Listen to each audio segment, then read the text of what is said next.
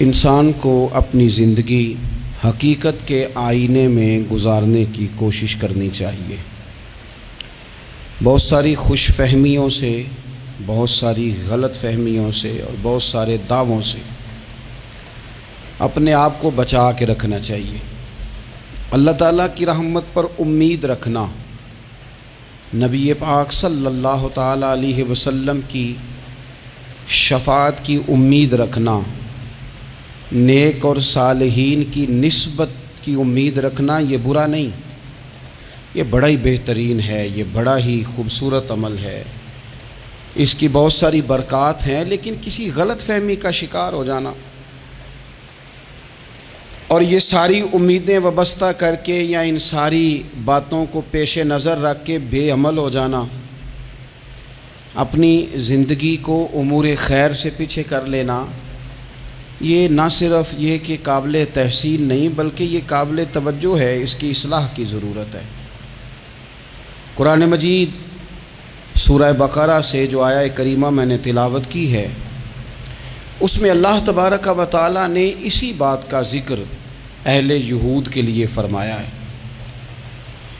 یہودی جگہ جگہ قرآن مجید بتاتا ہے کہ کہیں کہتے تھے کہ ہم اللہ کے بیٹے ہیں، معاذ اللہ، اللہ کے بڑے پیارے ہیں، ہمیں تو تھوڑے دنوں کے لیے عذاب ہوگا، بڑی جلدی ہمیں معاف کر دیا جائے گا۔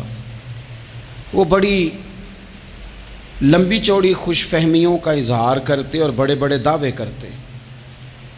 پھر چلتے چلتے انہوں نے ایک اور دعویٰ کر دیا، کہنے لگے کہ آخرت کا گھر تو صرف ہمارے لیے ہے، جنت میں صرف یہودی جائیں گے اور کوئی نہیں جائے گا۔ اللہ تبارک و تعالیٰ نے ان کے اس دعوے کا ذکر فرمایا ہے۔ یہ دیکھیں دعویٰ کتنا بڑا ہے کہ آخرت کا گھر تو صرف ہمارے لیے، فقط ہمارے لیے۔ مسلمان یہ دعویٰ نہیں کرتے۔ نبی پاک صلی اللہ تعالیٰ علیہ وسلم نے جب اس بات کا اظہار کیا ہے تو اس طرح کیا ہے، فرمایا جنتیوں کی 120 صفیں ہوں گی اور 80 میری امت کی ہوں گی۔ لیکن یہ بھی فرمایا کہ باقی لوگ بھی تو ہوں گے نا، ان کی 40 صفیں ہیں لیکن جنت میں دوسرے پچھلے لوگ بھی موجود ہوں گے۔ یہ دعویٰ نہیں کیا کہ صرف مسلمان جائیں گے، ان سے پہلے جو نبی اور ان کی ایماندار اور نیک امتیں گزری ہیں ان میں سے کوئی جنت میں ہی نہیں جائے گا، یہ نہیں فرمایا۔ لیکن یہ اس طرح کے دعوے بعض لوگ کرتے ہیں اور سنائی دیتے ہیں۔ تو یہودی بھی یہ کہا کرتے تھے کہ جنت تو خالص ہمارے لیے اور کوئی نہیں جائے گا اس میں۔ تو اللہ کریم نے فرمایا کل ان کانت لکم الدار الآخرۃ عند اللہ خالصۃ من دون الناس۔ اے محبوب علیہ السلام، آپ ان سے فرما دیں اہل یہود سے کہ اگر آخرت کا گھر اللہ کے نزدیک باقی سب لوگوں کو چھوڑ کے خالص تمہارے لیے ہی ہے، سب کو چھوڑ کے صرف تمہارے لیے ہے آخرت کا گھر، تو فتمنوا الموت، تو پھر جنت میں تو مر کے جانا ہے نا، لہذا موت کی تمنا تو کرو۔ پھر کہو نا یا اللہ ہمیں موت دے تاکہ وہ جو تو نے ہمارے لیے اتنی بڑی چیز بنائی ہے ہم اس سے استفادہ کر سکیں۔ پھر تم موت کی تمنا کرو ان کنتم صادقین، اگر تم سچے ہو۔ لیکن رب فرماتا ہے وَلَن يَتَمَنَّوْهُ أَبَدًا بِمَا قَدَّمَتْ أَيْدِيهِمْ، یہ کبھی بھی موت کی تمنا نہیں کریں گے، انہیں پتہ ہے جو انہوں نے کمائی کر کے آگے بھیجی ہے۔ یہ موت کی دعوے کریں گے کہ جنت میں صرف ہم ہی جائیں گے، لیکن کبھی بھی موت کی تمنا، یہ کبھی موت کی تمنا نہیں کریں گے، اس لیے کہ انہیں پتہ ہے کہ ہم نے آخرت کے لیے کیا۔ یہ جو بہت سارے لوگ کہتے ہیں نا میری نسبت اور میری بات اور بلے بلے سارا کچھ میں ہی ہوں، تو ان سے کہو پھر سارا پیسہ کوٹھی پہ ہی لگائے جاتے ہو، پھر تو جنت تمہارا انتظار کر رہی ہے، پھر یہاں اتنے خرچے کرنے کی تمہیں کیا مشکل پڑی ہوئی۔ قرآن مجید کہتا ہے یہ کبھی بھی موت کی تمنا نہیں کریں گے، ان کو پتہ ہے جو اعمال انہوں نے کر کے بھیجے ہیں۔ واللہ علیم بالظالمین، اللہ ظالموں کو جانتا ہے، اللہ کو خبر ہے۔ میرے نبی پاک صلی اللہ تعالیٰ علیہ وسلم نے فرمایا اگر یہودی موت کی تمنا کرتے، جب ان سے کہا گیا تھا نا کہ اگر آخرت کا گھر خالص تمہارے لیے ہے تو موت کی تمنا کرو، اگر اس مقام پر وہ موت کی تمنا کرتے تو اسی وقت سارے مر جاتے، ختم ہو جاتا معاملہ۔ اگر تمنا کر لیتے تو تمنا ہی نہیں کریں گے۔ خوش فہمیوں میں مبتلا ہونا، بڑی بڑی باتیں کرنا، بڑے بڑے دعوے کرنا، بڑے بڑے تذکرے کرنا، بڑی بڑی اعلانیہ گفتگو کرنا اور اپنے ہی خیال میں بڑا کچھ بن جانا، یہ سنجیدہ لوگوں کا طریقہ نہیں۔ میں نے کچھ آستانے اپنی آنکھوں سے دیکھے، وہ کہتے ہیں جناب ہمارے حضرت کی نسبت اور حضرت ساتھ بیٹھے مسکرا رہے ہیں۔ اتنی دیدہ دلیری تو نہیں نہ ہونی چاہیے، آپ اپنے سامنے سارا کچھ اپنے آپ کو کہلوا رہے ہیں۔ شیخ ہلکا ہلکا مسکرا رہے ہیں، ان سے پوچھیں تو کہتے ہیں جی میں تو نہیں انہیں کہتا، تو آپ کہتے نہیں تو منع کیوں نہیں کرتے؟ آپ خوش فہمیوں میں، نعت خواں کھڑا ہوا ہے تو اس نے نسبت کی بات شروع کیا تو اللہ جانے وہ کدھر کا کدھر پہنچ گیا ہے۔ میں کہتا ہوں کون انکار کر رہا ہے نسبت کے فیض کا؟ کون منکر ہے؟ یہی تو باعث نجات ہے ہمارے لیے امیدیں۔ لیکن یہ کہ خوش فہمی میں مبتلا ہو جانا اور اس طرح کے بڑے بڑے دعوے کرنا، اور پھر بہت ساری خوابیں آتی ہیں لوگوں کو اور خوابوں کی بنیادوں پر بڑا کچھ بنتا ہے، تو میں کہتا ہوں جناب خواب میں تو میں کہہ دوں آپ سے خواب میں کہ میں رات کا صدر بن گیا ہوں تو آپ کو کوئی اعتراض ہے؟ میں خواب میں بنا ہوں، آپ کو اس میں کیا اختلاف؟ حقیقت کی زندگی میں آئیں۔ حقیقت کی زندگی میں جتنے لوگ نیک ہیں، پرہیزگار ہیں، دعویٰ ہے غلامی کا، دعویٰ ہے نسبت کا، فلانی شے کا، تو پھر بھئی آپ نے اتنا مال کاہے کو جمع کر لیا ہے؟ پھر یہ کاریں، یہ بنگلے، یہ کوٹھیاں، یہ جائیدادیں، یہ جلسوں کی فیسیں، یہ نعتوں کی فیسیں، یہ کس لیے؟ پھر تو آخرت آپ کے لیے سجی ہوئی ہے، سنوری ہوئی ہے، پھر تو آپ اس طرف توجہ کریں۔ حقیقت پسندی کا مزاج جب تک قوموں میں نہیں آتا، قومیں اتنی دیر تک اپنی روحانی، اخلاقی اور کردار کی بلندی نہیں حاصل کر پاتی۔ تو موت کی تمنا، یہاں ایک بات اور سن لیں، شریعت اسلامیہ کے اندر مصیبتوں سے گھبرا کر موت کی تمنا کرنا منع ہے۔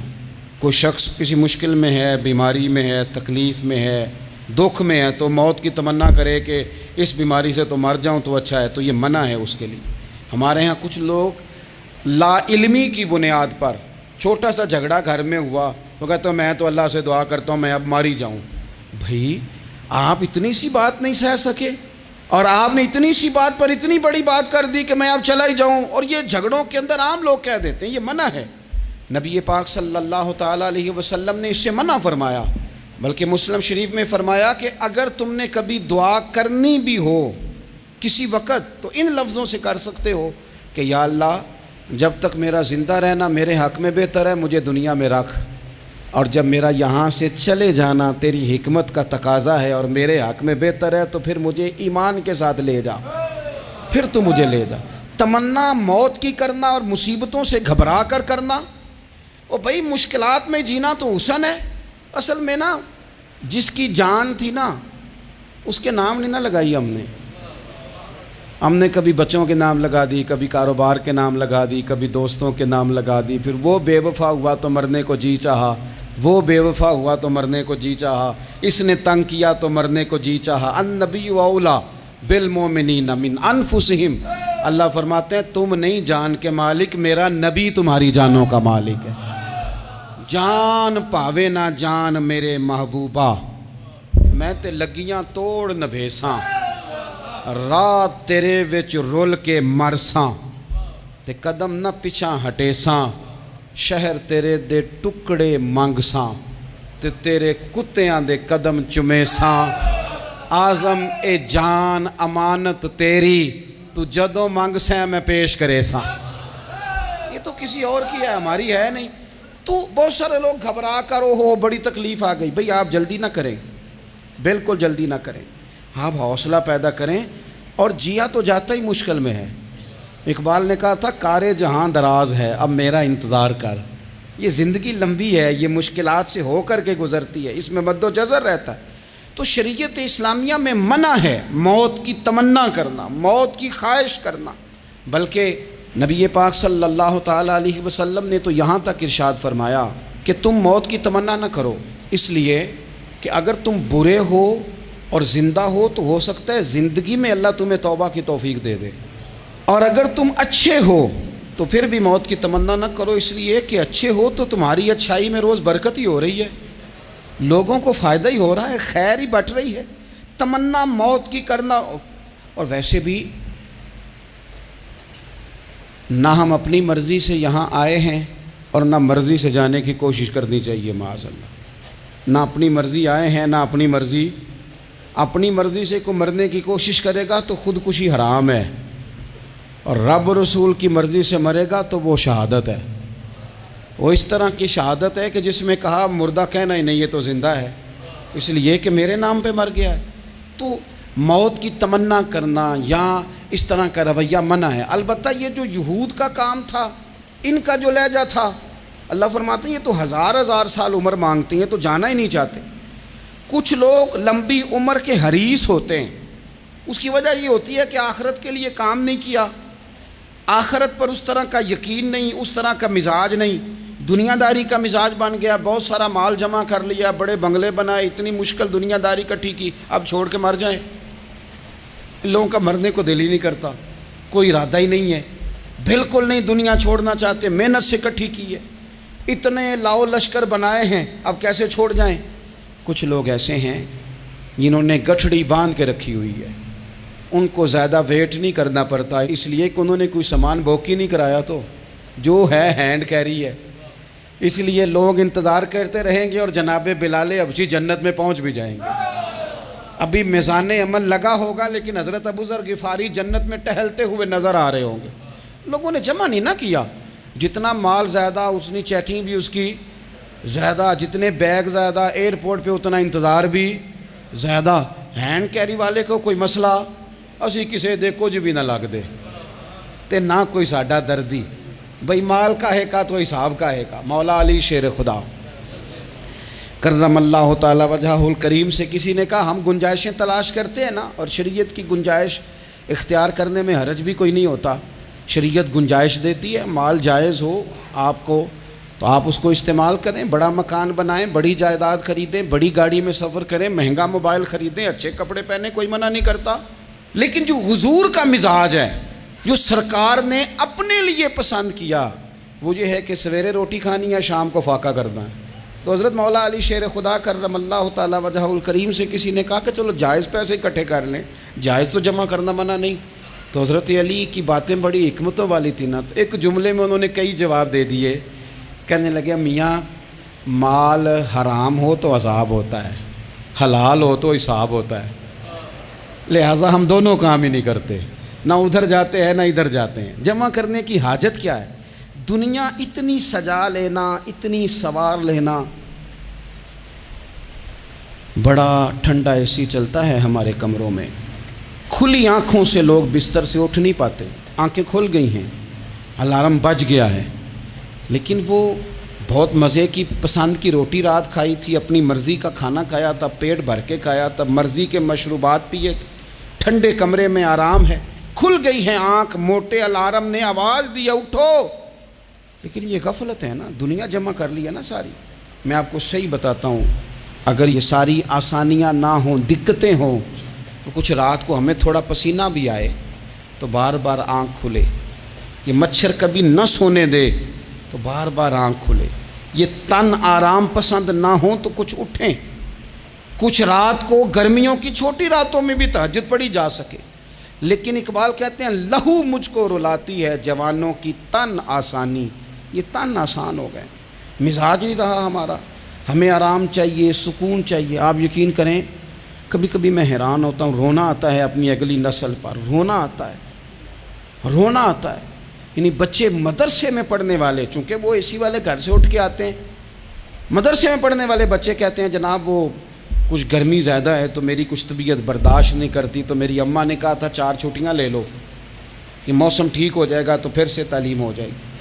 تو غور سے چہرے دیکھتے ہیں تو ہم کہتے ہیں یار اگر کل کو ہمیں جہاد پہ جانا پڑا تو ہم لوگ جائیں گے، ہم میدانوں میں نکلیں گے، ہم وہ لوگ ہیں جو سختیاں برداشت کریں گے، یہ والے لوگ ہیں جو میدان میں جائیں گے جو 1 منٹ کے لیے اتنی دنیا جمع کر لی، مرنے کو جی نہیں چاہ رہا۔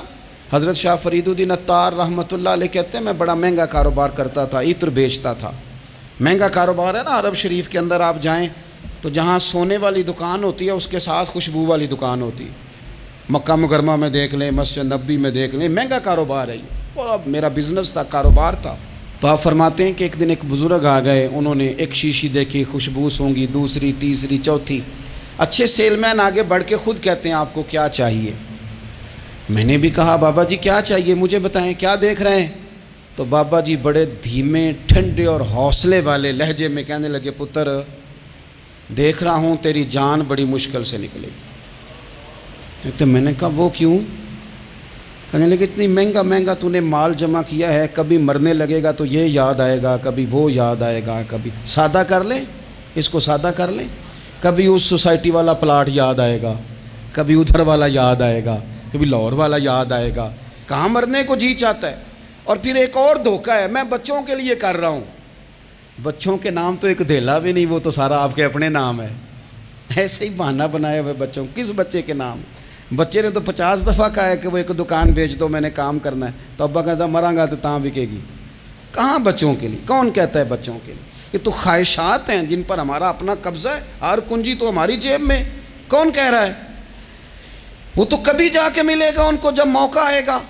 تو کہا یہ اتنا مال جمع کیا ہے, تم پتر تیری جان تو مشکل سے نکلے گی. تو کہتے ہیں میں دنیا دار تھا, دنیا دار کو نصیحت کریں تو وہ غصہ کرتا ہے, طنز کرتا ہے.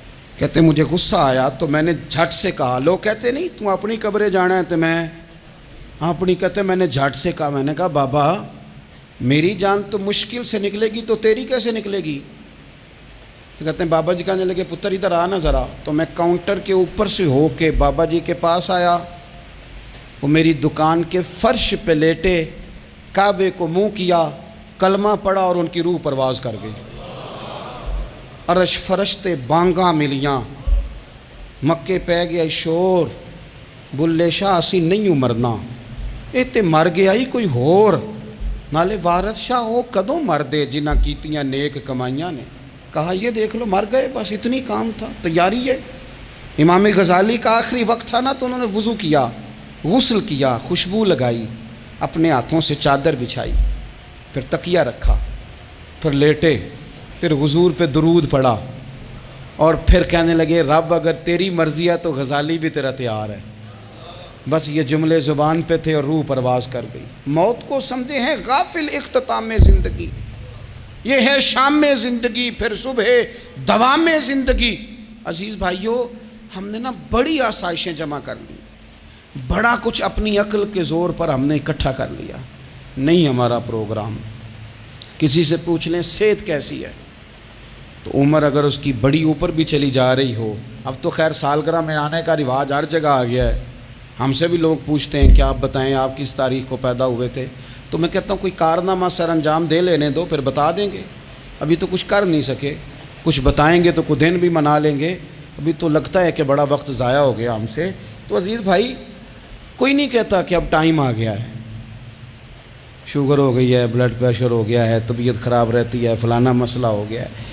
تو تمنا موت اور موت کا ڈر اور نہ مرنے کا ارادہ اور دنیا سے دل کو لگا کے رکھنا اور ہر وقت جینے کی خواہش پیدا کرنا اور ہر وقت حالمی مزید کی دوڑ میں رہنا, وہ لوگ اس لیے تیار رہتے تھے, دعائیں مانگتے تھے شہادت کی, کہ انہوں نے نا دنیا بنائی نہیں تھی. حضرت عمر نے تو دوسرا کرتا نہیں پہنا ساری زندگی, وہ جو مکان آ رہا تھا وہی چل رہا تھا, وہ تو تھوڑے پہ قرضہ تھا ان پہ, لیکن ہر نماز کے بعد صحیح بخاری میں موجود ہے وہ دعا مانگتے تھے, اللہم ارزقنی شہادتاً فی سبیلک, یا اللہ ایسا نہ ہو میں تبھی موت چلا جاؤں, مجھے اپنے رستے میں شہادت کی موت دینا. ہر نماز کے بعد دعا مانگی جا رہی, لیکن شہادت والی موت کی نہیں, شہادت والی موت. اللہم ارزقنی شہادتاً فی سبیلک. اور مالک مدینہ چھوڑنے کو دل نہیں کرتا, یا اللہ شہادت کی موت دینا, اور دینا بھی اپنے نبی کے شہر کے اندر, یہیں رہوں, یہیں میرا مدفن بنے. اللہ نے انہیں موقع دیا. آپ دیکھیں نا ان لوگوں کا دل کرتا تھا. حضرت خالد بن ولید رضی اللہ تعالیٰ عنہ ساری زندگی میدان میں گزاری, پورے جسم میں 1 انچ جگہ باقی نہیں تھی جہاں زخم نہ ہو, ساری زندگی میدان میں رہے, لیکن آخری وقت روتے تھے, فرماتے تھے اس کی بے نیازی دیکھو, میں شہادت کے لیے میدان میں رہا لیکن شہادت میرا مقدر ہی نہیں تھی. اور پھر آخری وقت بھی فرمایا میرا گھوڑا, میرے کپڑے, میری زرہ, میری تلوار یہ کسی مجاہد کو دے دینا, چلو میں اب جہاد میں نہیں ہوں تو میرا سامان تو جہاد میں رہے, کسی مجاہد کو دینا.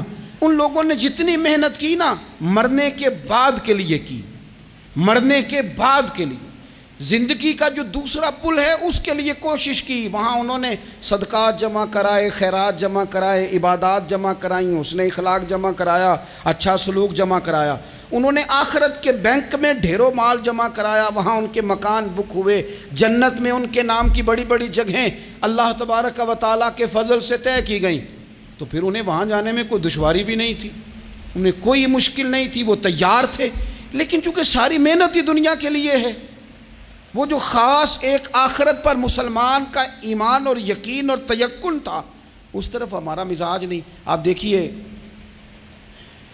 حضرت ملک الموت اسرائیل علیہ السلام نا حضرت ابراہیم علیہ السلام کی روح قبض کرنے کے لیے حاضر ہوئے، تو کہا جناب چلیے آپ کی روح لینے آیا ہوں، تو حضرت ابراہیم علیہ السلام فرمانے لگے اسرائیل، یہ قاضی ثناء اللہ صاحب پانی پتی رحمۃ اللہ علیہ نے اس کو تفسیر مظہری میں لکھا ہے، حضرت ابراہیم خلیل اللہ علیہ السلام فرمانے لگے اسرائیل کیا کوئی خلیل بھی اپنے خلیل کی روح قبض کرتا ہے؟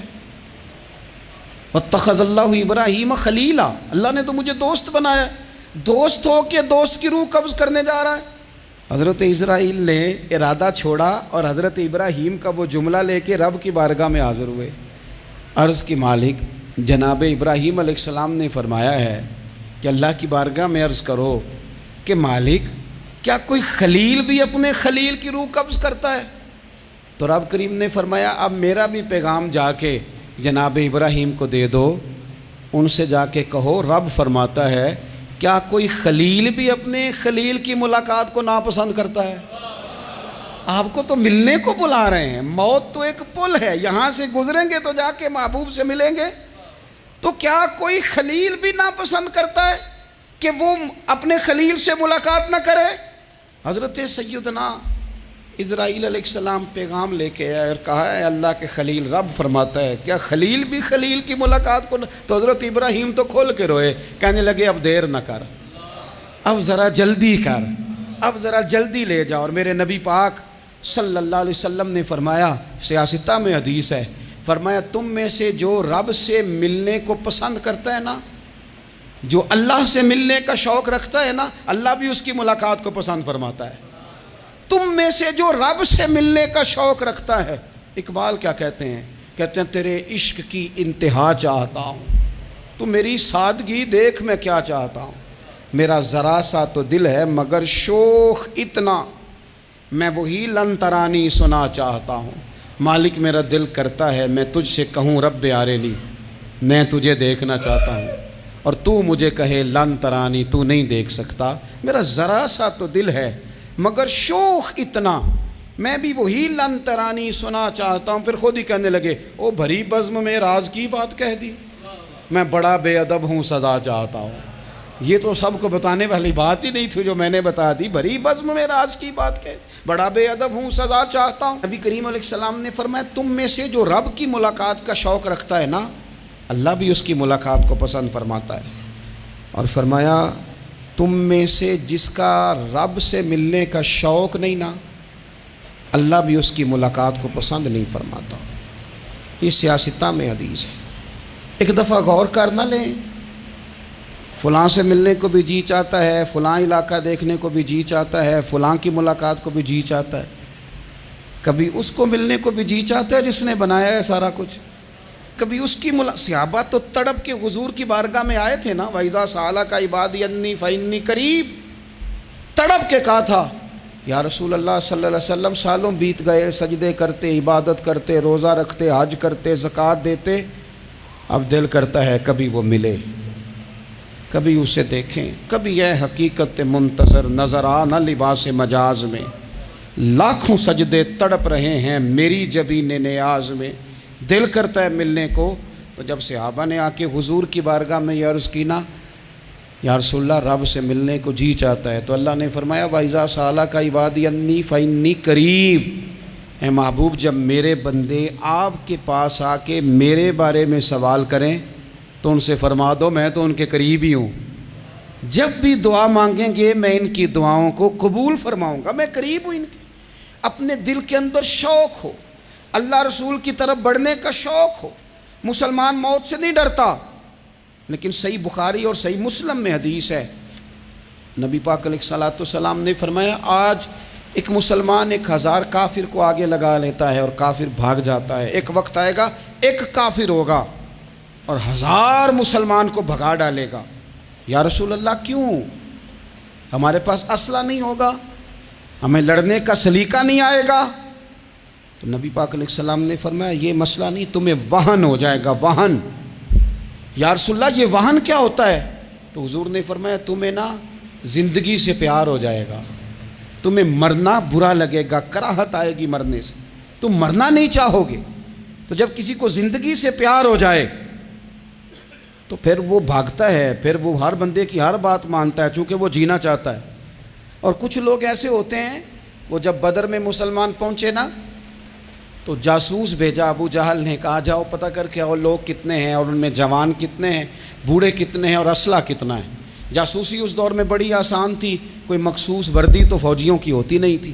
تو وہ شخص آ گیا، مسلمانوں کو دیکھ کر واپس گیا تو جا کے اس نے بدر کے دن ابو جہل سے کہا کہ وہ 313 ہیں اور ان میں بچے بھی ہیں، بوڑھے بھی ہیں اور اسلحہ بھی زیادہ نہیں، اور گھوڑے اور اونٹ اور سواریاں بھی تھوڑی ہیں۔ تو ابو جہل بڑا ہنسا اور معاذ اللہ کہنے لگا کیا ان نے ہم سے لڑنا ہے، تھوڑے سے تو لوگ آئیں، اس طرح کرو صبح نا انہیں پشتوں پہ باندھ کے نا گھوڑوں کی تو مکے لے چلتے ہیں، وہاں جا کے دیکھیں گے ان کے ساتھ کیا کرنا ہے۔ تو وہ جاسوس کہنے لگا پوری بات تو سن لے۔ اس نے کہا پوری بات کیا ہے؟ کہنے لگا آئے 313 ہیں پر گھر واپس جانے کا کسی کا بھی ارادہ نہیں، وہ کشتیاں جلا کے آئے ہیں، میں رات وہاں گزار کے آیا ہوں، میں نے بوڑھوں کو بھی شہادت مانگتے دیکھا ہے، میں نے بچوں کو بھی شہادت مانگتے دیکھا ہے، میں نے ایک ایک کے سینے میں مر مٹنے کا جذبہ دیکھا ہے، وہ جینے کی امنگ لے کے نہیں آئے، ہتھیلی پہ رکھ کے آئے ہیں جان، اور ایک ایک شخص شہید ہو کے جانا چاہتا ہے، اور وہ ایک دوسرے کے پیچھے چھپیں گے نہیں۔ یہ جو موت ہے نا، موت یہ تو ایک پل ہے، اس سے گزریں گے، اللہ رسول کے حضور جائیں گے، جنت کی نعمتیں، خدا کی تیار کی ہوئی رحمتیں مسلمان کا آگے بڑھ کے استقبال کریں گے۔ حضرت عمار بن یاسر رضی اللہ تعالیٰ عنہ کو زخم لگ رہا ہے میدان جہاد میں، اور تیز زخم لگ رہا ہے، سخت تکلیف میں۔ تو ایک شخص نے آ کے پوچھا کیا حال ہے؟ تو آپ فرمانے لگے حال کیا ہونا ہے، تھوڑا سا ٹائم رہ گیا ہے۔ تو بندہ پریشان ہو گیا، اس نے کہا کس بات میں؟ فرمانے لگے تھوڑا سا ٹائم رہ گیا ہے، بس میں نبی پاک سے ملنے والا ہوں اور حضور کے صحابہ سے ملنے والا ہوں۔ حضرت عمار بن یاسر رضی اللہ تعالیٰ عنہ کہنے لگے تھوڑا سا ٹائم رہ گیا، تھوڑا سا مرنا مرنا ہر کوئی آکھے تے میں بھی آکھاں مرنا، تے جس مرنے تھی خوشبو نہ آوے او مرنا کی مرنا، تے جس مرنے وچ سونا راضی اس مرنے تو کی ڈرنا۔ ایک گل رکھنا یاد کہ میرا جس دن ہووے مرنا، سب کچھ کرنا، سب کچھ کر کے میرا منہ روزے ول کرنا، شاید میرا آقا آوے میں دیدار حضور دا کرنا۔ فرمایا کہ وہ تو بالکل قریب آ گیا ٹائم۔ حضرت سیدنا بلال حبشی رضی اللہ تعالیٰ عنہ آخری وقت ہے، لوگ بڑا اس کا منظر جب بیان کرتے ہیں تو خوفناک بیان کرتے ہیں، اس طرح کا لہجہ اختیار کرتے ہیں کہ بات سن کے بندہ کانپ جائے۔ سیدنا بلال حبشی رضی اللہ تعالیٰ عنہ بالکل آخری وقت ہے، جانے کا ٹائم۔ تو حضرت بلال کی اہلیہ قریب بیٹھی ہیں تو کہنے لگی بڑے غم کا موقع آ گیا، غموں کی رات شروع ہو گئی، حالات میرے لیے مشکل آ گئے۔ آپ نے فرمایا کیا ہوا؟ کہنے لگی آپ جا رہے ہیں؟ تو حضرت بلال کہنے لگے یہ غم کا موقع نہیں، یہ تو خوشی کا موقع ہے، میں جاؤں گا تو حضور سے ملوں گا نا، جاؤں گا تو نبی پاک سے ملاقات ہوگی، یہ تو میرا ملاقات کا وقت آیا۔ تو اپنی زندگی کے اندر انسان کچھ اپنی آخرت کے لیے کرے، کچھ زاد راہ جمع کرے، کچھ وہ تیاری کرے، کچھ اس کے پاس ایسے اعمال ہوں جس کی بنیاد پر اس کا رب رسول کی بارگاہ میں حاضری کو جی چاہے۔